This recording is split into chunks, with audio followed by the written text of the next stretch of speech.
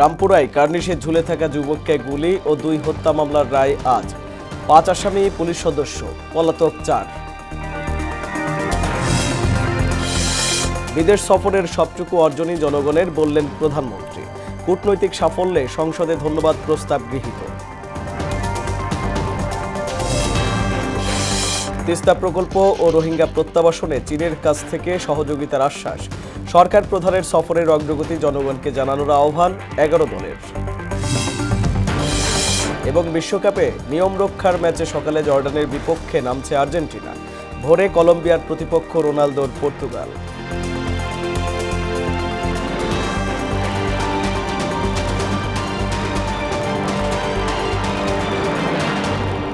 আসসালামু আলাইকুম, স্বাগত মোহনা সংবাদে। এতক্ষণ শুনছিলেন শিরোনাম, পুরো সংবাদের সঙ্গে আছি আমি আরিফুল ইসলাম। জুলাই গণ অভ্যুত্থানে রামপুরায় ভবনের কার্নিশে ঝুলে থাকা যুবক আমির হোসেনকে গুলিসহ 2 জনকে হত্যার অভিযোগে করা মানবতা বিরোধী অপরাধ মামলার রায় ঘোষণা হবে। আজ আন্তর্জাতিক অপরাধ ট্রাইব্যুনাল 1 এই মামলার রায় দেবেন। এতে মোট আসামি 5 জন, যাদের সবাই পুলিশ সদস্য। তারা হলেন সাবেক ডিএমপি কমিশনার হাবিবুর রহমান, খিলগাঁও জোনের সাবেক অতিরিক্ত উপকমিশনার মোহাম্মদ রাশেদুল ইসলাম, রামপুরা থানার সাবেক ভারপ্রাপ্ত ওসি মোহাম্মদ মশিউর রহমান, একই থানার সাবেক এসআই তারিকুল ইসলাম ভুইয়া ও সাবেক এএসআই চঞ্চল চন্দ্র সরকার। এদের মধ্যে কেবল চঞ্চল চন্দ্র সরকার গ্রেপ্তার হয়েছেন, বাকিরা পলাতক। আদালতের অনুমতি সাপেক্ষে রায় ঘোষণা সরাসরি সম্প্রচার করবে বিটিভি। মালয়েশিয়া চীন সফরে দেশের মানুষের স্বার্থ রক্ষার চেষ্টা করা হয়েছে বলে জানিয়েছেন প্রধানমন্ত্রী তারেক রহমান। শনিবার জাতীয় সংসদের বাজেট অধিবেশনে একথা বলেন তিনি। এর আগে তার সফরকে সফল উল্লেখ করে জাতীয় সংসদের ধন্যবাদ প্রস্তাব গৃহীত হয়। প্রস্তাবটির উপর সংক্ষিপ্ত আলোচনা শেষে কণ্ঠভোটে তা পাশ হয়। শামীমুজ্জামান চৌধুরীর রিপোর্ট। প্রধানমন্ত্রী তারেক রহমানের মালয়েশিয়া ও চীন সফরের অভূতপূর্ব সাফল্যের জন্য জাতীয় সংসদে ধন্যবাদ প্রস্তাব গৃহীত হয়েছে। ত্রয়োদশ জাতীয় সংসদের দ্বিতীয় ও প্রথম বাজেট অধিবেশনের 16তম কার্যদিবসে কণ্ঠভোটে সর্বসম্মতিক্রমে এই প্রস্তাব পাশ হয়। এদিন বেলা 11টায় শুরু হওয়া সংসদ অধিবেশনে সভাপতিত্ব করেন স্পিকার হাফিজ উদ্দিন আহমদ। অধিবেশনের শুরুতে স্থানীয় সরকার মন্ত্রী মির্জা ফখরুল ইসলাম আলমগীর প্রধানমন্ত্রী ও সংসদ নেতা তারেক রহমানের মালয়েশিয়া ও চীন সফরের সাফল্যের জন্য ধন্যবাদ প্রস্তাব উপস্থাপন করেন। পরে স্পিকার প্রস্তাবটি কণ্ঠভোটে দিলে বিরোধী দলীয় নেতা সহ সংসদ সদস্যদের সমর্থনে তা সর্বসম্মতিক্রমে গৃহীত হয়। এই সফরটি বাংলাদেশের জন্য অত্যন্ত গুরুত্বপূর্ণ ছিল। বাংলাদেশের সঙ্গে মালয়েশিয়া এবং চীনের সম্পর্ক আরো দৃঢ় হয়েছে এবং অত্যন্ত সফলতার সঙ্গে তিনি এই সফরে অনেকগুলো চুক্তি সম্পাদন করেছেন। আলোচনায় অংশ নেন অর্থমন্ত্রী আমির খসরু মাহমুদ চৌধুরী এবং বিরোধী দলীয় নেতা শফিকুর রহমান। অর্থমন্ত্রী বলেন, সফরে 2 দেশের সঙ্গে বাণিজ্য বিনিয়োগ রপ্তানি বাড়ানোর বিষয়ে আলোচনা হয়েছে। ওনার যে ভ্রমণ মালয়েশিয়া এবং চায়নাতে, এই ভ্রমণটার ভিত্তি ছিল আমাদের পররাষ্ট্রনীতির যে ভিত্তি তার উপর করে, যে আমাদের সাথে প্রত্যেকটি দেশের সম্পর্ক হবে on mutual respect, on mutual interest, one of non interference এবং স্ট্র্যাটেজিক অটোনমি, আমাদের নিজস্ব অটোনমির ভিত্তিতে। বিরোধী দলীয় নেতা শফিকুর রহমান ধন্যবাদ প্রস্তাব সমর্থন করে বলেন, স্বচ্ছতা ও জবাবদিহিতার স্বার্থে বিদেশের সঙ্গে সম্পাদিত মৌলিক চুক্তিগুলো সংসদে উপস্থাপন করা উচিত। স্বচ্ছতা এবং জবাবদিহিতার স্বার্থে, জনগণের স্বার্থে বিদেশের সাথে যতগুলো মৌলিক চুক্তি সম্পাদিত হবে সেগুলাই সংসদে নিয়ে আসা। চীন সফর সমাপ্ত করে দেশে ফেরার পর ত্রয়োদশ জাতীয় সংসদের বাজেট অধিবেশনে যোগ দিয়ে নিজের অবস্থান পরিষ্কার করেন প্রধানমন্ত্রী তারেক রহমান। তিনি জানান, তার এই বিদেশ সফরের মূল উদ্দেশ্য ছিল মূলত দেশের মানুষের স্বার্থ রক্ষা করা। এখানে মূল বিষয় এটি হচ্ছে যে বাংলাদেশের মানুষ আমাদেরকে দায়িত্ব দিয়েছে তাদের স্বার্থ দেখার জন্য। আমাদের দলের অবস্থান থেকে আমরা একটি স্লোগান ব্যবহার করি, সেটি হচ্ছে যে বাংলাদেশ ফার্স্ট বা বাংলাদেশ প্রথম। আমি যে কাজটি করার চেষ্টা করেছি মাননীয় স্পিকার, আমি আমার অবস্থান থেকে আমি আমার দেশের মানুষের স্বার্থ নিয়ে কথা বলার এবং সেই স্বার্থ রক্ষা করার চেষ্টা করেছি মানুষকে। এই সফরের মধ্য দিয়ে দুই দেশের সঙ্গে বাংলাদেশের সম্পর্ক আরও দৃঢ় হয়েছে বলে মন্তব্য করেন প্রধানমন্ত্রী। যদি কোনো কিছু অর্জন হয়ে থাকে, ভালো কোনো কিছু অর্জন হয়ে থাকে, এটি বাংলাদেশের অর্জন। শামীমুজ্জামান চৌধুরী, মোহনা সংবাদ, ঢাকা। এদিকে মালয়েশিয়া ও চীন সফর শেষে দেশে ফিরেই বাবা মায়ের কবর জিয়ারত করেন প্রধানমন্ত্রী তারেক রহমান। শনিবার সকালে ঢাকার শেরেবাংলা নগরের জিয়া উদ্যানে বাবা শহীদ রাষ্ট্রপতি জিয়াউর রহমান এবং মা সাবেক প্রধানমন্ত্রী মরহুমা বেগম খালেদা জিয়ার কবর জিয়ারত করেন তিনি। এ সময় তাদের রুহের মাগফিরাত কামনা করে দোয়া ও মোনাজাত করা হয়।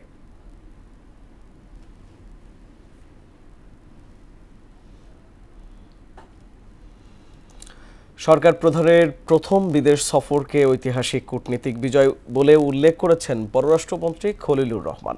শনিবার বিকেলে পররাষ্ট্র মন্ত্রণালয়ে প্রধানমন্ত্রীর চীন মালয়েশিয়া সফর পরবর্তী সংবাদ সম্মেলনে তিনি বলেন, সবার আগে বাংলাদেশ নীতিতেই চীন ও মালয়েশিয়ার সঙ্গে সমঝোতা হয়েছে, আর খুব তাড়াতাড়ি তিস্তা মহাপরিকল্পনার সম্ভাব্যতা যাচাই শুরুর কথাও জানান মন্ত্রী। মনিরুল ইসলামের প্রতিবেদন। প্রধানমন্ত্রীর চীন মালয়েশিয়া সফরে দেশের স্বার্থ সংশ্লিষ্ট বিষয়ে কেমন দেন দরবার হলো তারই খতিয়ান তুলে ধরেছে পররাষ্ট্র মন্ত্রণালয়। সফরে চীনের সঙ্গে কূটনীতিক সম্পর্ক সর্বোচ্চ পর্যায়ে যাওয়ার দাবি করেন পররাষ্ট্রমন্ত্রী। জানান, তিস্তা মহাপরিকল্পনা বাস্তবায়নে চীনের সহায়তা পাবে বাংলাদেশ, যার মাধ্যমে তিস্তা অববাহিকার ভাঙা গড়ার নিরন্তর গল্প রূপ নেবে অর্থনৈতিক সম্ভাবনায়। তিস্তা নদী ব্যাপক ব্যবস্থাপনা ও পুনরুদ্ধার প্রকল্প এর উল্লেখযোগ্য অগ্রগতি হয়েছে। চীন সর্বসাধ্য সহায়তা প্রদান করবে বলে জানিয়েছেন এবং আমরা দুপক্ষে একমত হয়েছি যে সম্ভাব্যতা সমীক্ষা সেটা আমরা ত্বরান্বিত করব। আর প্রধানমন্ত্রীর 1.5 দিনের মালয়েশিয়া সফরে গুরুত্ব পায় অনিয়মিত শ্রমিকদের নিয়মিতকরণ এবং নতুন শ্রমশক্তি পাঠানোর বিষয়টি। বাংলাদেশি কর্মী নিয়োগ পুনরায় শুরু, দক্ষ কর্মী প্রেরণ এবং অনিয়মিত শ্রমিকদের বৈধকরণ বিষয়গুলি, বিশেষ করে 8,000 শ্রমিকের কর্মে যোগদানের বিষয়টি মালয়েশিয়ার প্রধানমন্ত্রী আশ্বাস দিয়েছেন। পররাষ্ট্রমন্ত্রী বলেন, আসিয়ানের সদস্যপদ পেতে বাংলাদেশকে সমর্থনের ব্যাপারে আশ্বস্ত করেছে মালয়েশিয়া। পাশাপাশি আগামী বছরেই মালয়েশিয়ার সঙ্গে হবে মুক্ত বাণিজ্য চুক্তি। আঞ্চলিক বিষয়ে আমরা আসিয়ান সেক্টরাল ডায়ালগ পার্টনার হিসাবে অন্তর্ভুক্ত হওয়ার জন্য সচেষ্ট আছি এবং মালয়েশিয়া এই বিষয়ে তাদের দৃঢ় সমর্থন আমাদেরকে দেবেন বলে জানিয়েছেন। এক প্রশ্নের জবাবে পররাষ্ট্রমন্ত্রী বলেন, আলোচিত চীন মিয়ানমার করিডোর নিয়ে এখনই সিদ্ধান্ত নিচ্ছে না বাংলাদেশ। এটা আমরা এক্সপ্লোর করছি, সিদ্ধান্ত তো অনেক পরের কথা। এটার প্রধান জিনিসটাই হচ্ছে আমরা পরিবহন খরচ এবং পরিবহন সময় কতটুকু হ্রাস করতে পারি এবং বাংলাদেশের প্রতিযোগিতামূলক সক্ষমতা কতটুকু বাড়াতে পারি। এদিকে বাণিজ্য চুক্তি নিয়ে কথা বলেন বিডার নির্বাহী চেয়ারম্যান আশিক বিন হারুন। বলেন, সফরের অন্যতম লক্ষ্য ছিল বিদেশি বিনিয়োগ বাড়ানো। তারই অংশ হিসেবে আগামী 18 মাসের মধ্যেই চালু হবে চট্টগ্রামের আনোয়ারায় চীনা অর্থনৈতিক অঞ্চলে পণ্য উৎপাদন। আনোয়ারাতে আমাদের পুরো প্রজেক্টের টাইম ফ্রেম হচ্ছে 7 বছর। তো প্রধানমন্ত্রী আমাদেরকে চ্যালেঞ্জ দিয়েছেন যে প্রথম 18 মাসের মধ্যে ওনারা কিভাবে প্রথম ফ্যাক্টরিটা ওখানে সেট আপ করতে পারেন। তো সেই চ্যালেঞ্জ ওনারা নিয়েছেন। মনিরুল ইসলাম, মোহনা সংবাদ, ঢাকা। প্রধানমন্ত্রীর চীন সফরের পর দেশে চায়নার নতুন বিনিয়োগ আসবে এমন মন্তব্য করে বাণিজ্যমন্ত্রী খন্দকার আব্দুল মুক্তাদির বলেন, এতে বাণিজ্য ঘাটতি হ্রাস পাবে। শনিবার দুপুরে সিলেটে এক অনুষ্ঠানের শেষে সাংবাদিকদের প্রশ্নের জবাবে তিনি জানান, চীন মিয়ানমার করিডোরে বাংলাদেশ যুক্ত হলে 24 ঘন্টায় পণ্য পৌঁছানো সম্ভব হবে। সিলেট শাহজালাল রহমতুল্লাহ আলাইহির মাজারের বিষয়ে মন্ত্রী বলেন, ব্যবস্থাপনা কমিটিতে রাজনৈতিক বিবেচনায় কাউকে রাখা হয়নি। আমাদের কাছে একটাই সম্ভাব্য উপায়, যে উপায়টা আমরা অবলম্বন করতে চাই, সেটি হচ্ছে বাংলাদেশে বেশি বেশি করে চাইনিজ বিনিয়োগ আকর্ষণ করা। আগামী দিনে ইনশাল্লাহ আমরা বাংলাদেশে বিপুল চীনা বিনিয়োগ দেখব এবং যার ফলে এই বাণিজ্য ঘাটতির একটা বিপরীত চিত্রের দিকে আমরা হাঁটব। ফ্যাসিবাদী শেখ হাসিনার পথে হাঁটলে বিএনপিকেও কঠোর পরিণতি বরণ করতে হবে বলে হুঁশিয়ারি দিয়েছেন 11 দলীয় ঐক্যের নেতারা। বলেন, সরকারি দল প্রশাসন থেকে সব জায়গায় একক কর্তৃত্ব প্রতিষ্ঠায় ব্যস্ত। শনিবার বিকেলে ময়মনসিংহে জোটের সমাবেশে প্রধানমন্ত্রীর চীন মালয়েশিয়া সফরের অগ্রগতি জনগণের সামনে তুলে ধরার আহ্বানও জানান 11 দলের শীর্ষ নেতারা। রোবায়েত বাপ্পির তথ্যচিত্রে তাহসিন তারিনের রিপোর্ট। সংগ্রামী ভাই এবং বন্ধুগণ, আমরা গণভোটের রায় বাস্তবায়ন ও জনদুর্ভোগ লাঘবের দাবিতে ময়মনসিংহে বিভাগীয় সমাবেশ করে জামায়াত ইসলামীর নেতৃত্বাধীন ১১ দলীয় জোট। শনিবার বিকেলে ময়মনসিংহ রেলওয়ে কৃষ্ণচূড়া চত্বরে এই সমাবেশ অনুষ্ঠিত হয়। খেলাফত মজলিসের আমির মাওলানা মামুনুল হক বলেন, ফ্যাসিবাদী শেখ হাসিনার পথে হাঁটলে বর্তমান সরকারের পরিণতিও ভালো হবে না। বিএনপি তোমরা সেই বিপজ্জনক পথে হাঁটো। ফ্যামিলি কার্ড আর কৃষক কার্ডের মাধ্যমে যদি 70% মানুষের ভোটাধিকার নিয়ে ছিনিমিনি খেলবার চেষ্টা করো, যে পথে গিয়েছে শেখ হাসিনা সেই পথেই যাবে তারেক জিয়া। আর জামায়াত ইসলামী সেক্রেটারি জেনারেল মিয়া গোলাম পরোয়ার সরকারের বিভিন্ন কর্মকাণ্ডের সমালোচনা করে বলেন, বিএনপি সব ক্ষেত্রেই দখলদারি মনোভাব পোষণ করছে। নির্বাচনের পরে সংসদ হওয়ার আগেই দলীয়করণ করে আপনি সিটি কর্পোরেশন, জেলা পরিষদ সব দলীয় আপনি নিয়োগ করে দিলেন, ঠিক কিনা? আপনারা বলেন সবার আগে বাংলাদেশ, এখন দেখি সবার আগে বিএনপি। সব করার আগে বিএনপির জেলা পরিষদে দিলেন, সিটি কর্পোরেশন একটা লোক কি অন্য দলের পাইছিলেন না? প্রধানমন্ত্রী চীন মালয়েশিয়া সফর প্রসঙ্গে এনসিপির মুখপাত্র আসিফ মাহমুদ সজীব ভুঁইয়া বলেন, শ্রমবাজার চালুর বিষয়টি এখনো খোলাসা করেনি সরকার। মালয়েশিয়ার শ্রম বাজারটা 2 বছর 3 বছর ধরে বন্ধ। একটা দেশের প্রধানমন্ত্রী গিয়ে আসলেন, আমরা ধরে নিয়েছিলাম যে শ্রম বাজারটা ওপেন হবে, ওপেন হওয়ার ঘোষণাটা আসবে, তিনি সেটাও করতে পারলেন না। তিনি চায়নাতে গেলেন, সেখানেও আমরা মিডিয়াতে অনেক হাইপ দেখলাম, অনেক কিছু দেখলাম, অনেক কথা শুনলাম, কিন্তু আমার দেশের জনগণের জন্য কি নিয়ে আসলেন এই বিষয়ে কোনো স্পষ্ট বক্তব্য, স্পষ্ট কিছু আমরা দেখলাম না। গণভোটের রায় বাস্তবায়নে বিএনপি সরকারের প্রতি আহ্বানও জানান 11 দলীয় নেতারা। তারা সেটা করে এবং সেই সদিচ্ছা তারা দেখায়, তাহলে আমরা সবাই মিলে তাদেরকে সহযোগিতা করতে রাজি আছি। তাহসিন তারিন, মোহনা সংবাদ। সূত্রাপুর এলাকায় তাজিয়া মিছিলকে কেন্দ্র করে যুবক হত্যাকাণ্ডের ঘটনায় মামলার রহস্য উদ্ঘাটন সহ 4 জনকে গ্রেফতার করেছে পুলিশ। শনিবার মধ্যরাত থেকে ভোররাত পর্যন্ত রাজধানীর বিভিন্ন এলাকায় অভিযান চালিয়ে তাদের গ্রেফতার করা হয়।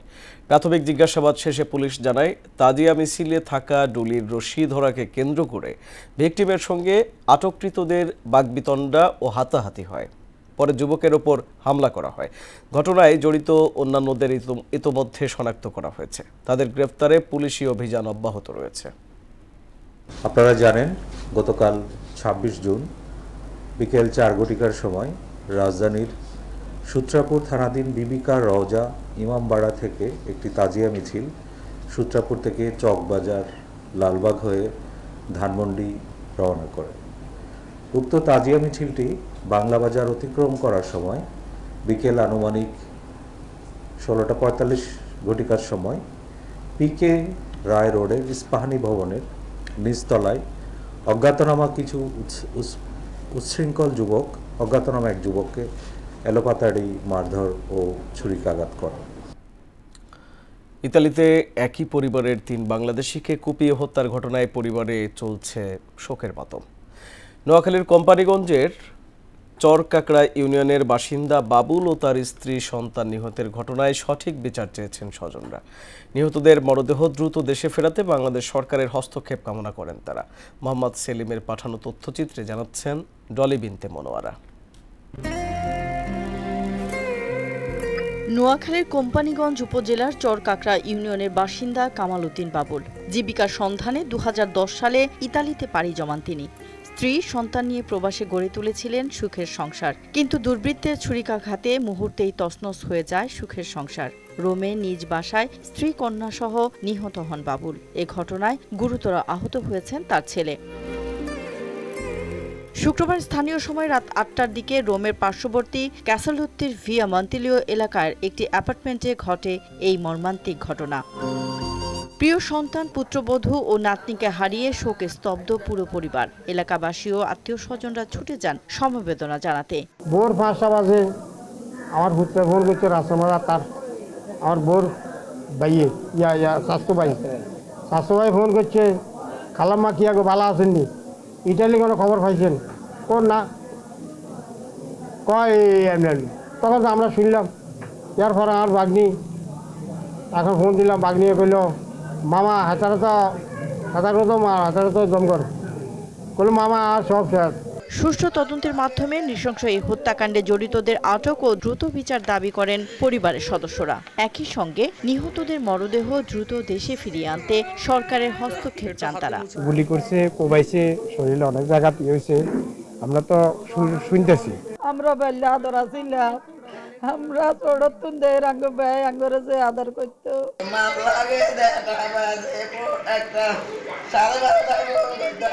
ডলি বিনতে মনোয়ারা, মোহনা সংবাদ। ভেনেজুয়েলায় ভূমিকম্পে প্রাণহানি বেড়ে দাঁড়িয়েছে 920 জনে, আহত হয়েছে 4300-র বেশি মানুষ। এদিকে ফিলিপাইনে 6.5 মাত্রার এবং পাকিস্তানের বেলুচিস্তান প্রদেশের কোহলু জেলায় 5.1 মাত্রার একটি ভূমিকম্প আঘাত এনেছে। ঐশী আলমের ডেস্ক রিপোর্ট।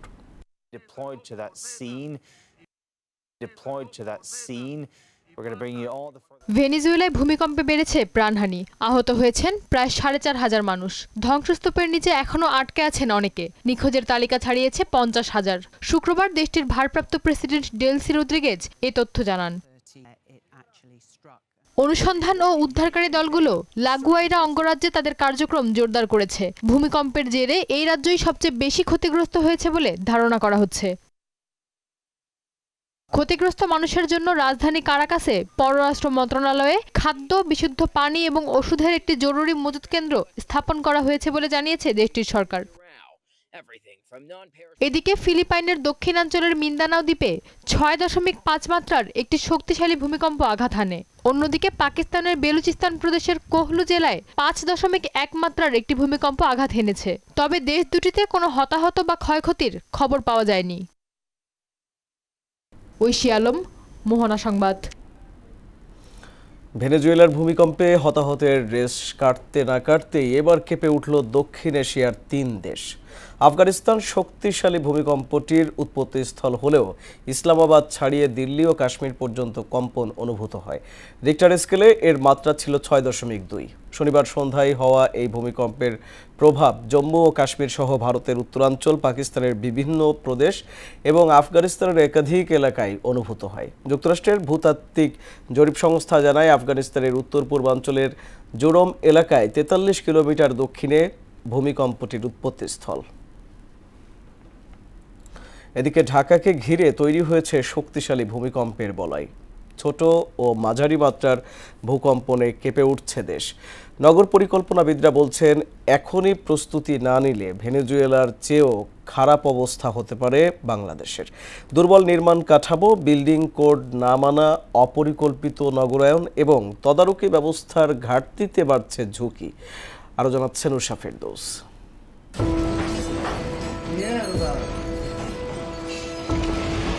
ভেনেজুয়েলায় পরপর 2টি শক্তিশালী ভূমিকম্পে প্রাণহানি হয়েছে হাজারো মানুষের। ধ্বংসস্তূপে পরিণত হয়েছে বহু ভবন, জারি করা হয়েছে জরুরি অবস্থা। এরই মধ্যে বাংলাদেশেও একাধিকবার ভূমিকম্প অনুভূত হওয়ায় নতুন করে উদ্বেগ তৈরি হয়েছে। বর্তমান পরিস্থিতির প্রেক্ষাপটে আমরা মোটামুটি অনিশ্চিত আমাদের লাইফ বলা চলে। আপনি বিল্ডিং থেকে নাইমেও যে খুব বেশি বাঁচতে পারবেন এরকম কোনো গ্যারান্টি নাই। তার কারণ হচ্ছে যে ঢাকা শহরে এরকম ফাঁকা জায়গায় নাই যে জায়গায় দাঁড়াইলে সেফ। বাংলাদেশ আবহাওয়া অধিদপ্তরের তথ্য অনুযায়ী চলতি বছরের 22 জুন পর্যন্ত বাংলাদেশ ও এর সীমান্তবর্তী এলাকায় যেসব ভূমিকম্প হয়েছে এর কয়েকটির উৎপত্তি স্থল ছিল ঢাকার কাছাকাছি। 22 জুন রিক্টার স্কেলে ভূমিকম্পের মাত্রা ছিল 4.4 এবং উৎপত্তি স্থল ছিল ঢাকা থেকে মাত্র 16 কিলোমিটার দূরে। যে পরিমাণ বিল্ডিং আছে, আমাদের নিজেরাও কাজ করে নিজেরাও ইয়া থেকে প্রচুর পরিমাণ ঝুঁকিপূর্ণ আছে। কয়েকদিন আগেও দেখলাম যে 4.5 মাত্রার একটা ভূমিকম্প হলো। এক্ষেত্রে মানুষ অনেকে ছোটাছুটি করে, আর ঢাকা শহরে তো বিল্ডিংগুলা কাছাকাছি। বাংলাদেশের জন্য উদ্বেগের বিষয় হলো ঐতিহাসিকভাবে 7 বা তার বেশি মাত্রার ভূমিকম্প সৃষ্টি করতে সক্ষম ফল্টগুলো। ভূমিকম্প হলে তো যারা ভবন মালিকের পাশাপাশি ভাড়াটিয়া আছেন তারা তো মারা যাবেন। তাহলে এই যে ভাড়াটিয়াদের বা নাগরিকদের জীবন, সেটাকে রক্ষা করার জন্য তো রাষ্ট্রের আয়োজন হওয়া উচিত। আমাদের অনেক প্রাতিষ্ঠানিক ভবন আছে, হাসপাতাল আছে, সেগুলো ঝুঁকিপূর্ণ।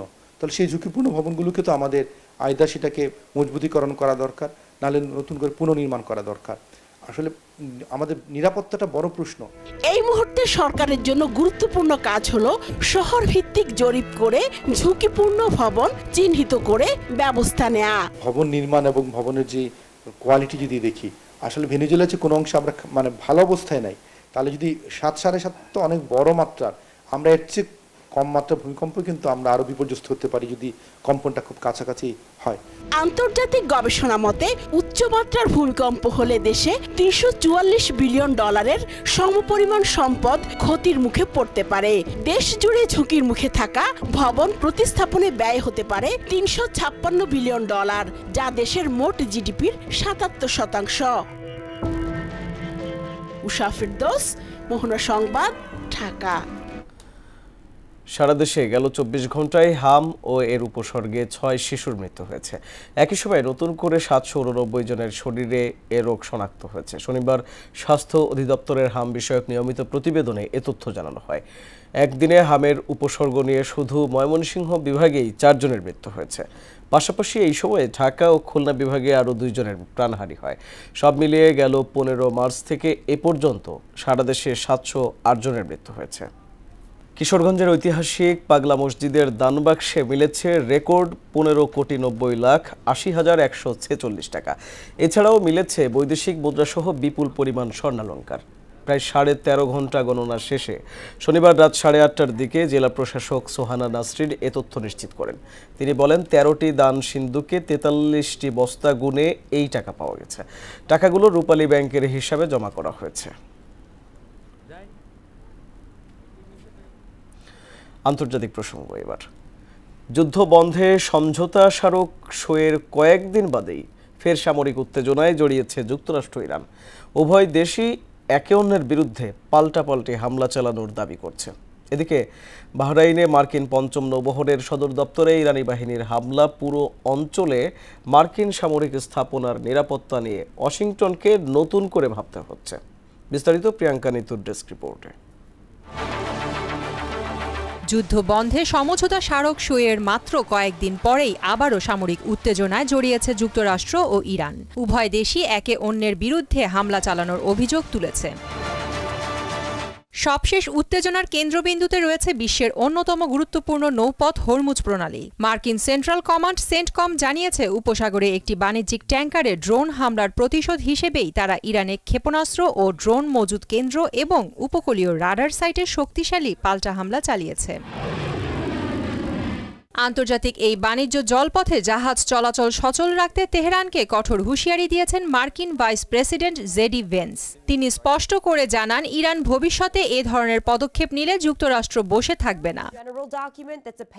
এদিকে যুক্তরাষ্ট্রের এই হামলার তীব্র নিন্দা জানায় ইরানের পার্লামেন্টের জাতীয় নিরাপত্তা ও পররাষ্ট্র নীতি কমিশনের প্রধান ইব্রাহিম আজিজি। সামাজিক যোগাযোগ মাধ্যম এক্সে দেয়া এক পোস্টে তিনি ওয়াশিংটনের প্রতিশোধমূলক পদক্ষেপের সমালোচনা করেন। এরই মধ্যে মার্কিন সংবাদ মাধ্যম ওয়াল স্ট্রিট জার্নাল এক প্রতিবেদনে জানায়, বাহরাইনে অবস্থিত মার্কিন 5ম নৌবহর সদর দফতরে ইরানি বাহিনীর মুহুর্মুহু হামলা মধ্যপ্রাচ্যে নিজেদের সামরিক স্থাপনার নিরাপত্তা নিয়ে মার্কিনীদের নতুনভাবে ভাবতে বাধ্য করছে।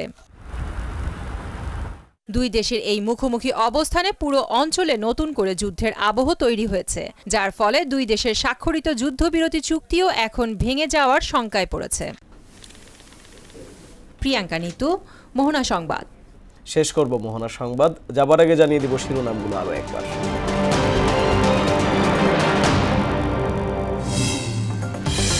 রামপুরায় কার্নিশে ঝুলে থাকা যুবককে গুলি ও 2 হত্যা মামলার রায় আজ। 5 আসামি, পুলিশ সদস্য পলাতক 4। বিদেশ সফরের সবটুকু অর্জনই জনগণের, বললেন প্রধানমন্ত্রী। কূটনৈতিক সাফল্যে সংসদে ধন্যবাদ প্রস্তাব গৃহীত। তিস্তা প্রকল্প ও রোহিঙ্গা প্রত্যাবাসনে চীনের কাছ থেকে সহযোগিতার আশ্বাস। সরকার প্রধানের সফরের অগ্রগতি জনগণকে জানানোর আহ্বান 11 দলের। এবং বিশ্বকাপে নিয়ম রক্ষার ম্যাচে সকালে জর্ডানের বিপক্ষে নামছে আর্জেন্টিনা। ভোরে কলম্বিয়ার প্রতিপক্ষ রোনালদোর পর্তুগাল।